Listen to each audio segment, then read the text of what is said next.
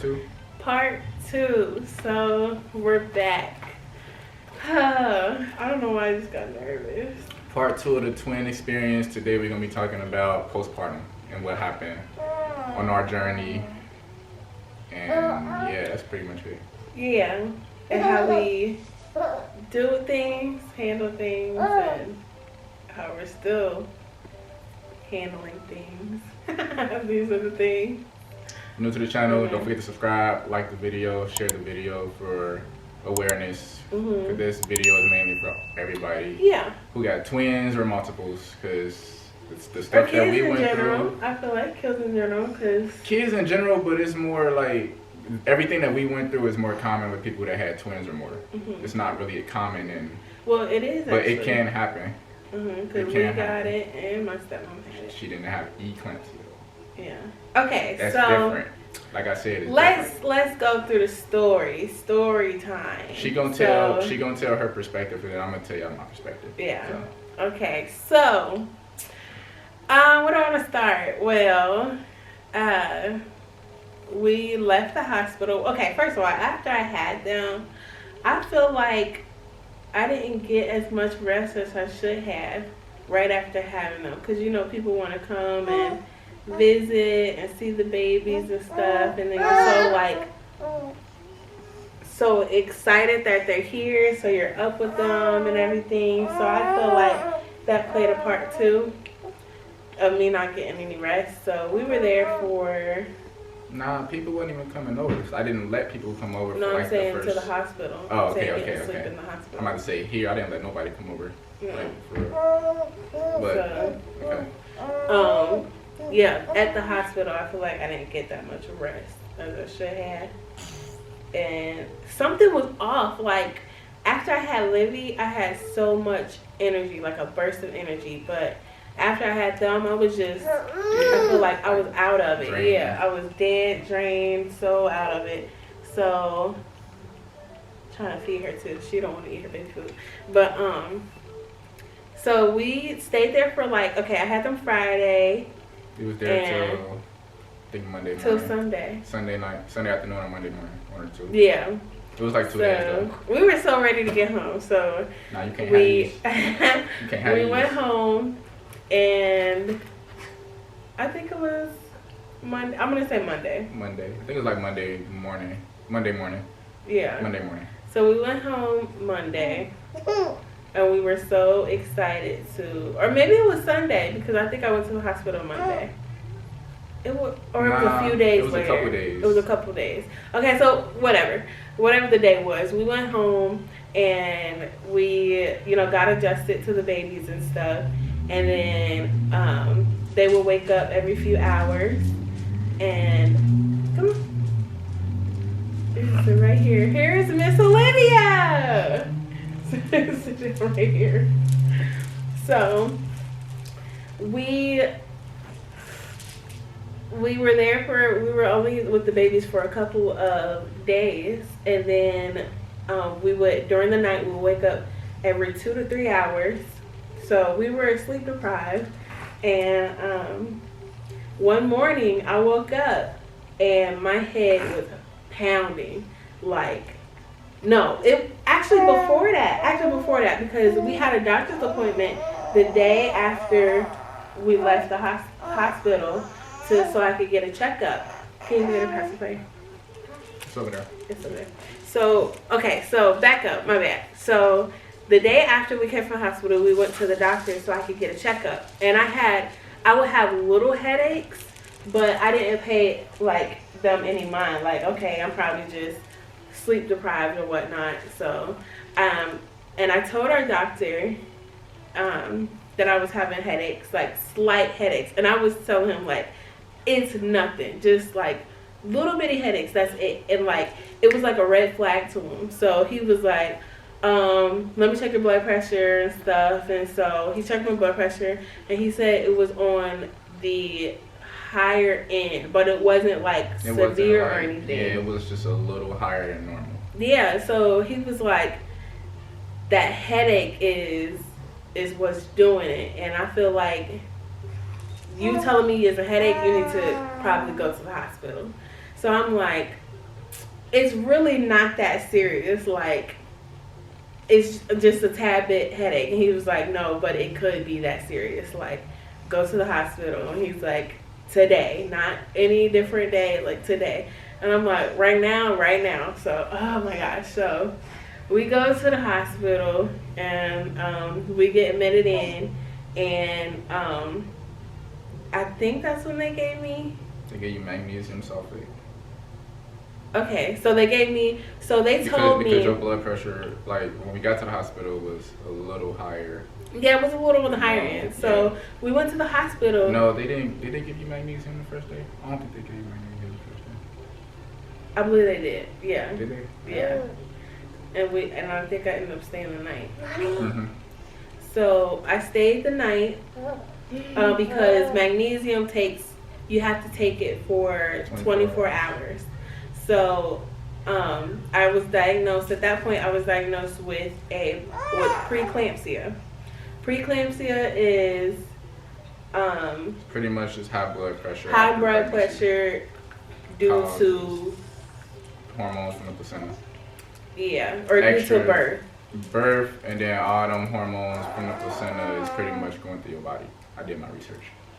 So it basically it causes headaches, high blood pressure, stuff like that. Yes. So people who have kids, and after you have the baby, you have to listen to your body, and if anything is different, like a headache or anything, you have to like really take that seriously, because it could really be anything. Like it might not be minor, like just a everyday headache. It might be something more to that. So I was lucky enough to be told to go to the hospital. So we went to the hospital, got the magnesium. That was 24 hours. And the magnesium is to protect your brain, because preeclampsia can lead to eclampsia, and eclampsia is a seizure or stroke caused by high blood pressure. High blood pressure. So the magnesium protects your brain from getting damaged, pretty much, from having a stroke or a seizure. So after that day of me getting the magnesium, I went home and everything was cool, but they didn't put me on high blood pressure medicine. So a couple days later, I woke up and my head was pounding. I never felt like that, like ever in my life, and it felt like somebody was hitting my head with a hammer, and it was so bad. I started crying and everything. So I told him my head was hurting, and did you see me crying? Yeah, that's when we. And then what did you think? Like, he just thought I was having a regular headache. I told her to take some ibuprofen and lay down. That didn't work. So he told me to take some. No, I didn't cry before then. Right, he told me to take some ibuprofen and go lay down, and I tried to, and did not like work. Laying down made it more painful. Like, it was excruciating standing up. Yeah, stop hitting me. Here.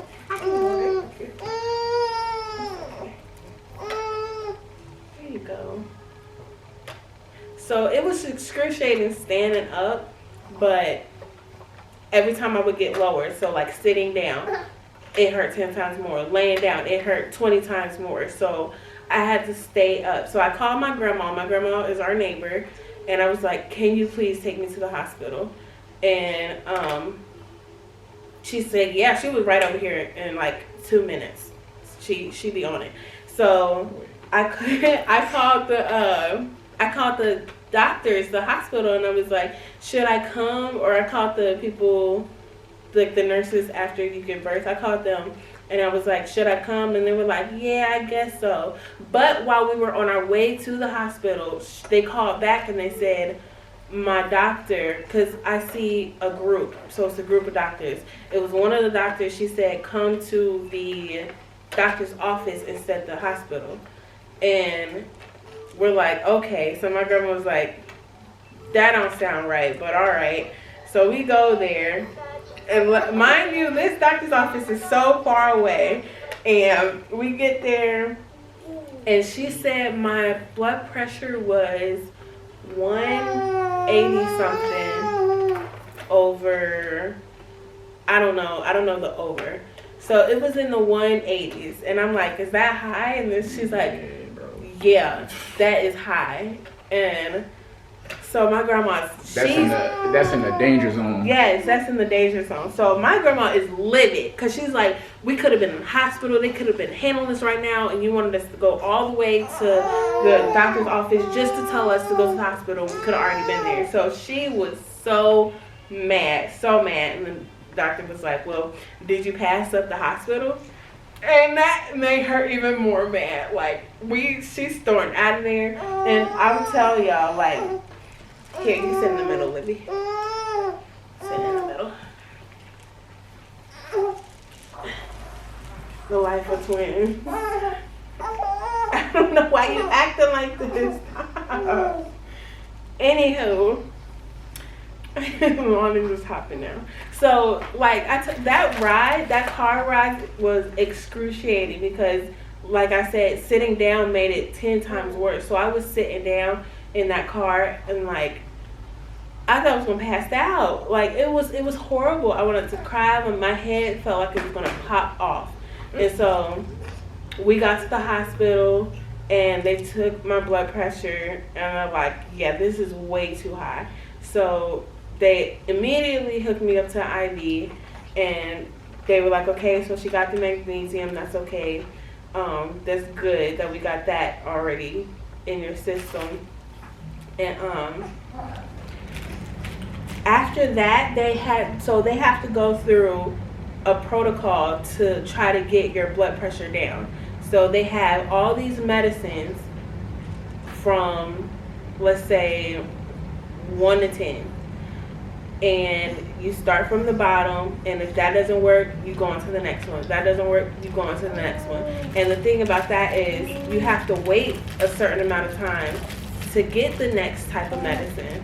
And then, like, and that's a lot of steps, and that's a lot of stuff you're putting into my IV and everything. So they gave me some, what's that, like a Percocet, I guess. What's Vicodin. They gave me a Vicodin, which helped. That helped. And after they gave me the Vicodin, after that wore off, it was excruciating again. You want to get on the floor? It was excruciating again. That wore off, and they couldn't give me a Vicodin no more. So, and I'm like, I feel like my blood pressure is like super high because it's so painful. It's making it even more higher because of how much pain I'm in. Like, please, I was begging them for pain medicine. I was crying and everything, and I'm like, and I was more tore up because I wasn't able to be with the girls. I wasn't able to be home, and the nurse was like, you need to be here. The best place for you is to be here. Like, I know you're upset, you're not with the girls, but this is like serious because there are some moms that don't get to go back home. They end up not surviving that situation, or they end up being like in a nursing home and somebody has to take care of them because their brain is damaged. Like, it was that serious. So I'm crying my eyes out, not understanding what's going on, and like it was just so much all at once.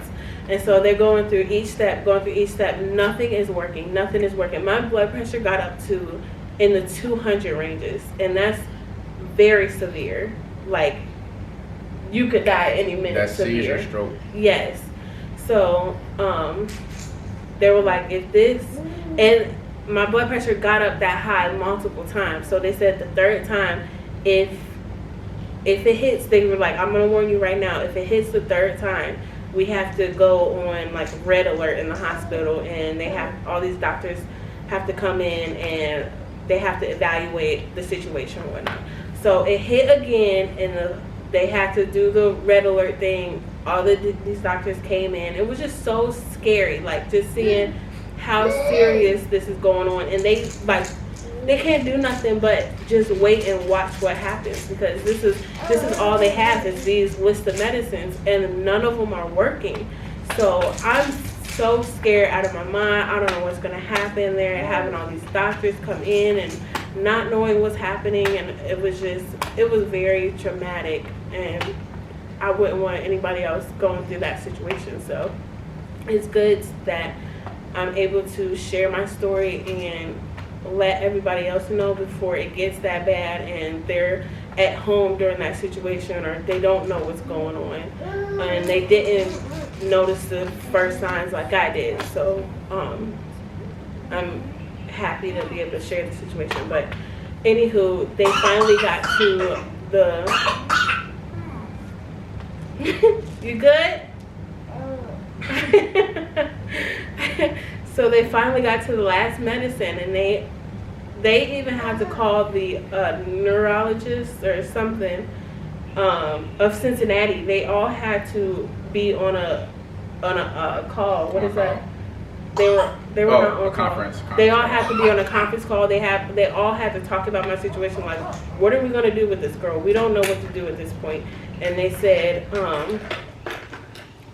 if the last one doesn't work, then I'm just gonna have to wait it out. And if it does work, then thank goodness. So they did the last medicine that they were able to put in my IV, and I was so scared because if that didn't work, like, they wouldn't be able to help me. They would just have to sit there and wait to see what happened. So they gave me the last medicine, and it worked, and I was so thankful because I was just happy that it worked. So anywho, so they had the conversation, the doctors of Cincinnati, I don't know what kind of, I think the neurologist of Cincinnati or something, they talked about it and they said, we're going to go ahead, since the last thing worked, we're still going to go ahead and give her the magnesium some more to protect her brain some more. So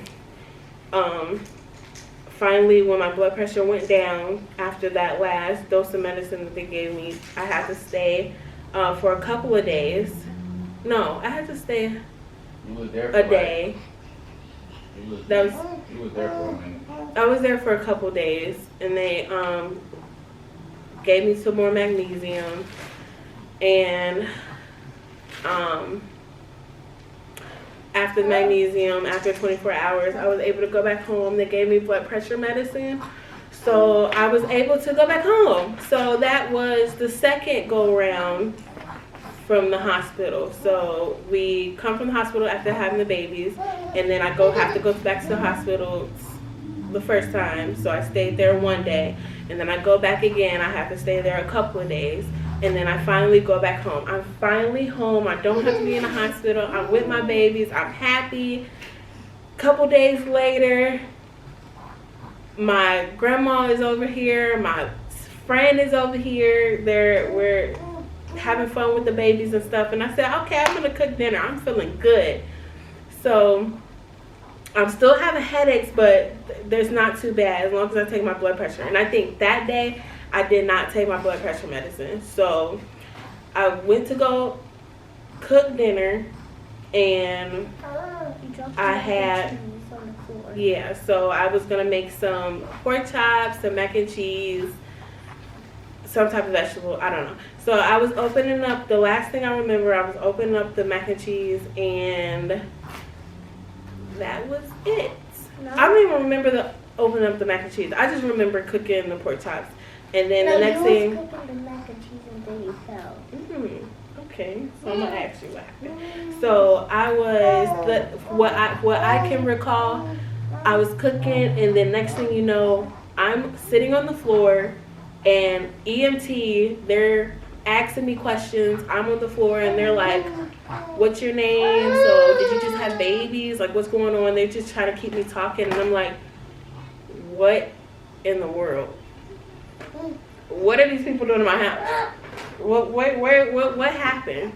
The door's open. I see you, like, just looking at me. My grandma's pacing around on the phone, and Alexia, I see her crying. Yeah, she's with Olivia, and I'm like, what just happened? And they're like, you had a seizure, and we're gonna take you to the hospital. And I'm like, so this is when I come in. So I'm gonna ask Libby first. So what happened? What do you remember? What happened? You fell and then a little blood came out. And then, did you go to the room, or what did you do? I went to the room with Cookie, and you didn't know what was happening. Yeah. So Olivia was there. The babies were there. It was me, Olivia, the babies, and my friend Alexia. And my grandma, she went back home so she could go to sleep because she was over helping me earlier. So thank goodness my friend was there. I would have been here by myself with the girls. It's just another situation that could have went way worse than what it did, and I'm so thankful because everything happens for a reason, and I'm so glad everything happened why it happened. So your perspective, I went back to work that day. That was the first day. That was my first day back. I took 2 weeks off of work. Did 2 weeks off of work after we had the girls too. Right. So 2 whole weeks. We had the girls. No, she's okay. We had the girls my first day on my 2-week break. You can get on. We had the girls my first week on my 2-week break. My first day on my 2-week break. So this is over a course of a week. All of this happened over a course of a week. What I remember is I went to work. Baby. Yeah, you have a baby.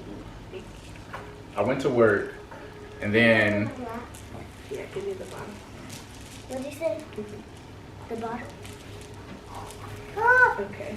So you went to work and you all came right. So back. I went to work. I come back, and now keep in mind, all of this is literally going on as I'm getting home. Like I'm pulling in the driveway as all of this is going on. So I get off of work. I usually call her when I get off of work. I called her, no answer. I said, okay, she probably doing something. Man, I'm pulling into the driveway and I open the garage. I see Alexia running out. So I'm thinking she like, yeah, like, hi, yeah. Nah, she flagging me down, telling me to come inside. I'm like, okay, I'm confused at this point. I'm like, I don't know what's going on. So I pull in, I ended up hearing her car in the process, pulling in the driveway or in the garage. So I go in, I see her on the ground. I see spit on the floor and a little bit of blood. So I kind of put 2 and 2 together. I said, okay, I know what's going on. So she looking confused. They had already called the ambulance. So I said, cool. So pretty much all I'm doing is just talking to her, asking her questions basically to keep her up, keep her talking. And at the same process, I'm checking her blood pressure until they get here. Right when probably like 2 or 3 minutes after I got here, that's when the ambulance showed up. So I ended up moving my car out so they can pull in. And then when they came in, that's when they took over. So we ended up going to the hospital after that. You rode in the ambulance too? I rode in the ambulance. Was that I the called first off. time? Oh, Nah. Okay. But I called off work for like the next 2 or 3 days or something like that. So I would. We go to the hospital, and then like everybody came. Like your mom came, Yeah. My mom came, Mike came. Your grandma was there, I think. No, your grandma was here with the girls. Your grandma was here with the girls. Your stepmom was here with the girls. Your dad was at the hospital with me. Your mom was there. My mom was there, and then Mike was there. Everybody. So I'm trying to remember what happened. Like getting there? Nah, cause like after we got there, we was just in that room, and you was like lost and confused. But then after a while, I was confused. She was the like whole confused, time. like she didn't know what was and going like on. I was like chilling for real, like, cause when I went in the ambulance, I'm like, yo, this is everybody else is like on edge, like Right. what just happened, and I'm like, I'm fine. Yeah, like she was fine. out of it. She didn't know what was going on. She was. I'm riding in the ambulance for the first time, and I'm like soaking up all this stuff, and I'm like, what happened? Like, I'm not I just couldn't. I can't, and I still can't believe like that happened. And it's just when you black out and like somebody's telling you this stuff is happening, and you can't recall it, and you can't think of anything. It's just crazy. Like So when we got to the hospital, they're like, so you have eclampsia now since you had a seizure, and we're gonna have to run some tests and see why this happened, why you had a seizure. So they had to, I don't know what the test is called. They're 8 months now. This was a minute ago. So, I don't even remember what happened like at the hospital. I just know that we was in that room for a little minute. So they had to, I was in one hospital and they had to transfer me over to a different hospital because the other hospital had more neurology. They specialize in neurology. Neurology, right. So they had specialize, better, tools and stuff for your brain and everything. So I had to get transferred hospitals, and they did a test to where they put a catheter. I think that's what it's called. Mm-hmm. This is a camera, and they put it through your artery and take pictures of your brain. First of all, that hurt so bad. I never want to have to do that ever again. But they took pictures of my brain, and they said that I had some bleeding in my brain, but it was just a tiny bit. They was trying to figure out whether her brain bleeding caused the seizure or the seizure caused the brain to bleed. Yeah, so they were trying to figure that out because with a high blood pressure is what caused it. From my friend's perspective, she said I never hit my head. So yeah, she said that pretty much she was cooking, and next thing you know, she was just like looking up like this, like spaced out, and then she just fell back. But she never hit her head. So she said when she started seizing, she turned her over and then called the ambulance. And then that's when she ran and got her out of there. Yeah.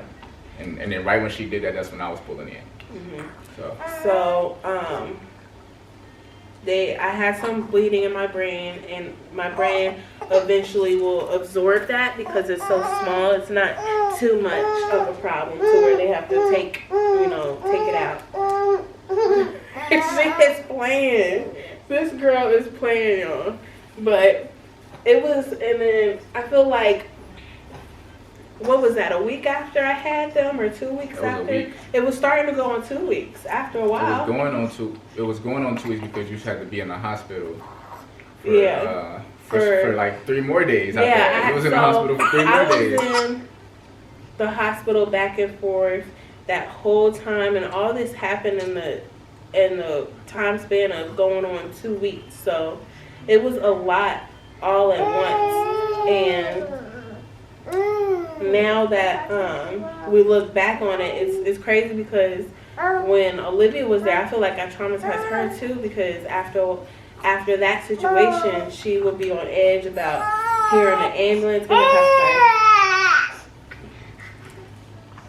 She'll be on edge about hearing an ambulance and stuff and be scared, or when you drive something and be like, or if something hurts, you'd be like, ow. Like, she would freak out and be like, what's wrong? And I'm like, it's okay, calm down. So I feel bad about that.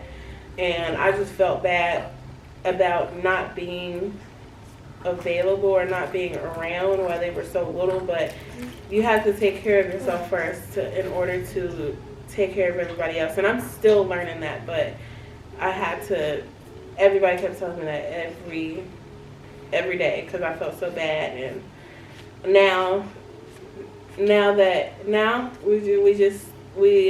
help each other out, and if I'm tired, take naps or something. Don't try to put like too much on yourself.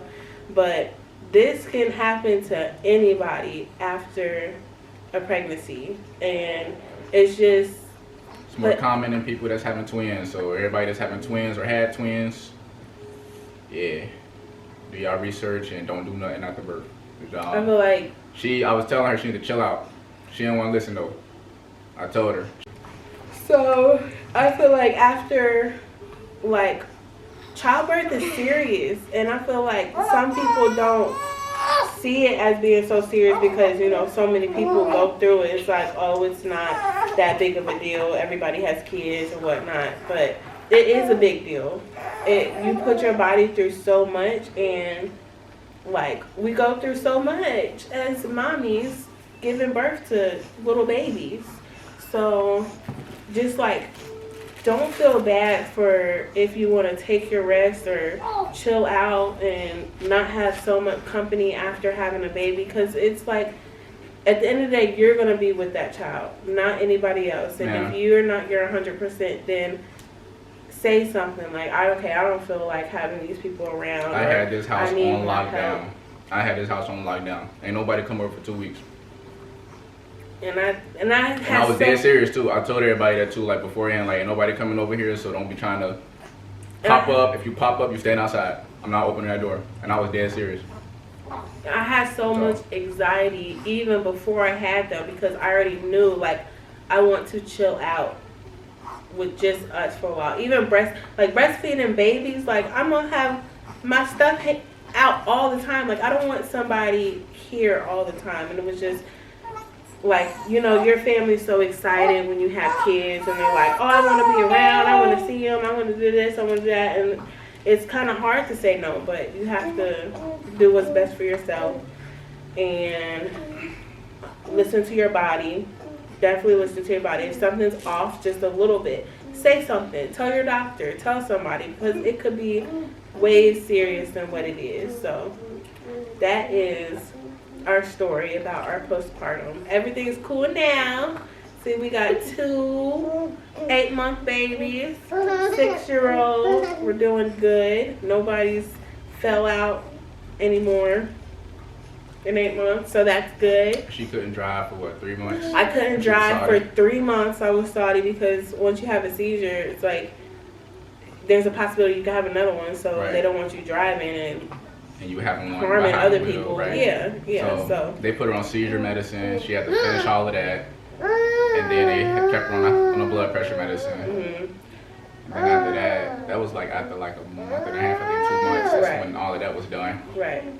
So after that, I was cool. My blood pressure went back to normal and everything. So the main cause of it is because they are fraternal. So I had 2 placentas, and your placenta has so much hormones. It's so much stuff compacted in that. So after you have, so your body is giving off all this energy to feed and make 2 babies. So once the 2 babies are gone, you got all this extra stuff, all these extra hormones in your body, and it's like your body can't take it anymore. So that's what happened, and I'm glad everything happened the way it did, because things could have went way worse. Like, I couldn't have told my doctor that I was having headaches, and I wouldn't have been sent to the hospital, and we could have been in a way worse situation, or I could have had a seizure with nobody here, just my kids, and that would have been bad because I was in the middle of cooking. So Lord knows what would have happened. So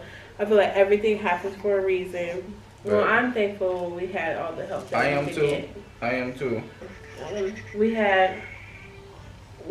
still have so much help right now. Like, I can't complain about how we have a big family. So as soon as we need help with somebody, they at the door. So if you found this video very informational, make sure you share, and we'll be posting another video soon. Don't forget to like, comment, and subscribe. Leave a comment down below on what you want to see in the future. We're going to see y'all next video. Bye.